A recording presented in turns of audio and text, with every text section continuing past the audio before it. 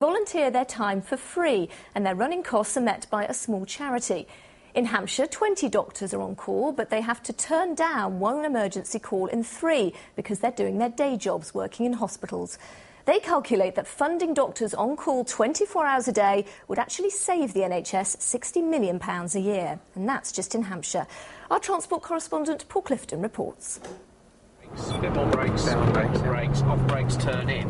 Have a little bit of power. Yeah. A driving lesson with a difference. So 3, 2, 1 and brake as long as you can. Fantastic. Perfect. This is Thruxton Circuit. Racing instructor Bill Coombs is teaching Phil Hyde to drive safely at high speed. Although it's against what your head would normally suggest is the right course of action, it gives you some more grip on the back. Phil's a doctor who volunteers to spend his spare time treating people in the wreckage of road crashes. Here's why he does it. This crash was at Fawley. The driver, 19-year-old Jamie Hole, was teetering on a fine line between life and death. My back end started to spin out and I pressed the brake and carried on spinning and went into a tree.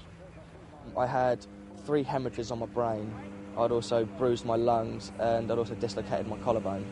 Jamie owes his life to Phil Hyde.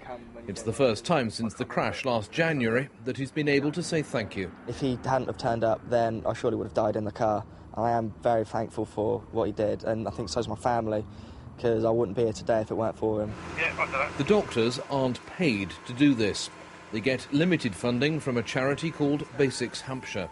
I think it's not just wrong, it's entirely inappropriate in this day and age for an essential emergency service to be provided by volunteers.